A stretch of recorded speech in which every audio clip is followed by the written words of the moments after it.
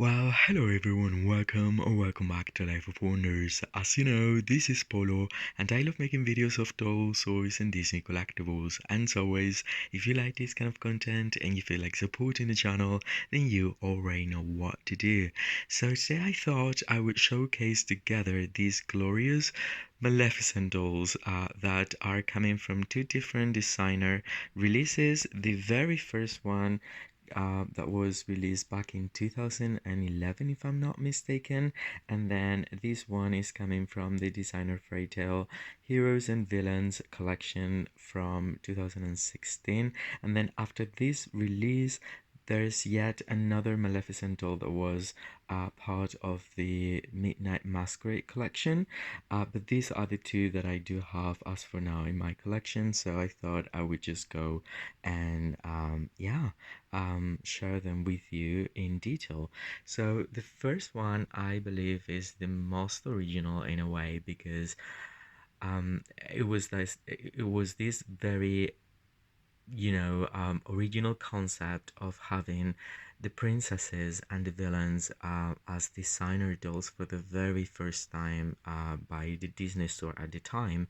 And so they were testing new waters, which I think made such an inflection point because from this moment on, it's been like non-stop when it comes to different limited edition collections, and they started with the bigger ones also around the same time.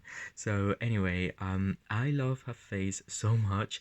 I have to say that they have very different head molds, and the third Maleficent also has a different, I think it might be the same one as this one, but the screening is completely different. And I just love the combination of these cast and also like elegant flair all combined together for this doll, which I think is marvelous. And I also love the way they style the hair, representing her horns, which I think it was the very first time that we could experience something like it for a Maleficent doll. Now the third Maleficent, as part of the designer series, has a very similar style, although the horns are little smaller, I think. But anyway, this was the first time, so it's very creative, and I love that very much. Her eyebrows are purple, and then the makeup is just over exaggerated. She's looking to the side. I just love her presence. That's what I really like about this one here. And then this dress is just so cool. It's very elegant, but then it's very twisted in a way. I think that they've added the right materials. Well, there is the cape that's made out of both a satin on the inside and then black velvet on the outside, and it fastens right around here with the jewel, and it's a separate piece.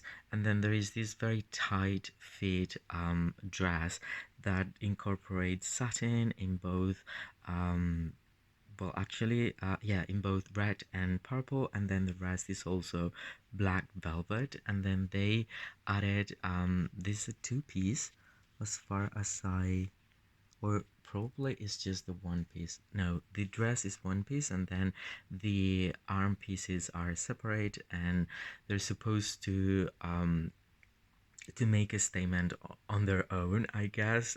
They're not gloves, but it's something like in between, and I think it just fits perfectly for this character.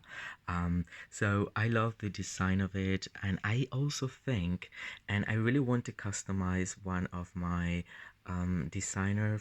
I think it was, yeah, the very first designer Evil Queen with this outfit, like partially customized, because I think that they took some inspiration on the villain from Enchanted in a way, because the villain from Enchanted, as it appears in the first movie, it takes elements from both the Evil Queen and Maleficent, as like especially those two.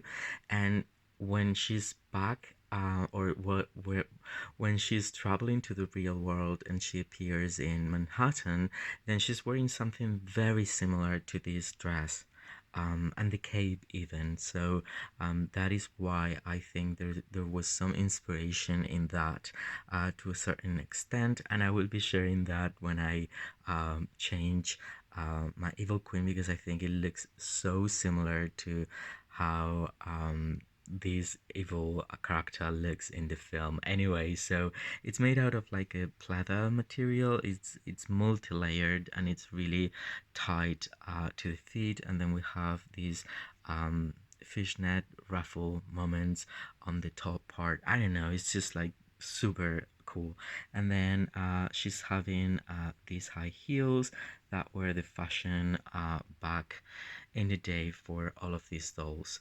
And then we move to the Maleficent that came with the heroes and villains, and this is more representative of how Maleficent appears in the animation, in my opinion. Now, I would have appreciated if the horns were a little bit bigger, or probably it's because just I have them like side to side, and these ones are definitely so much bigger than these ones. But anyway, I also love her face. She's looking mad. I think that this one is looking that like she's secretly enjoying something. And this one is more like upset in a way, and yeah, that's how I feel. I think that they really capture the designer sort of like elegance on these ones, and these are supposed to represent more the specific scene from the movie that they try to recreate. But this dress is so like super amazing as well. I would have to say that this one even has like wires right here, so you can position it so there's two pieces. There's the skirt and the bodies, and then it's connected by this plastic swirly accent right there. But then the sleeves have all these layers, and then there's embroidery, and there are like little gems adorning.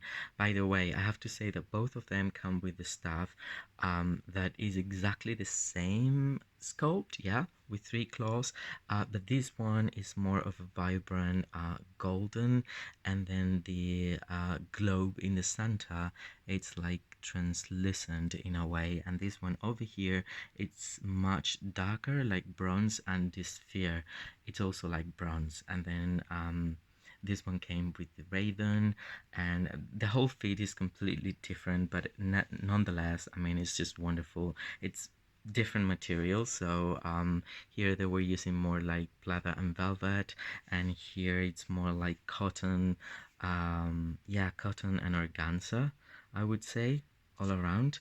But anyway, they're both so gorgeous in their own way. I would say that the skin complexion for this one is lighter. Yeah, they're both like having green skin complexion, but this one is definitely much lighter. And I just love them both. I think that Maleficent is such a recognizable figure within the Disney franchise, and I was very tempted to get the Mattel Creations version, but and I think I might try to do it even probably when when there's a little bit of a sale, because right now I feel that the price was like very high for what, I don't know, probably I'm just saying without having it, but having these other designer dolls in my collection, I feel like that was a little bit higher when it comes to a retail price. But anyway, she's still available, and I might get it in the future, and I will compare it as well. It represents a completely different sort of like transformation scene, which I think is very cool as well. Now, this Maleficent comes with boots. As you can see, so that's a difference there. And this is basically everything that we could just point out in an overall view of these stalls. And I hope you've enjoyed this review, and also it's been helpful for you. So if that is the case, don't forget to like. Let me know what you think in the comments down below. As always, I will be more than happy to get back to all of you. For now, stay safe, and I'll see you all very, very soon. Bye bye.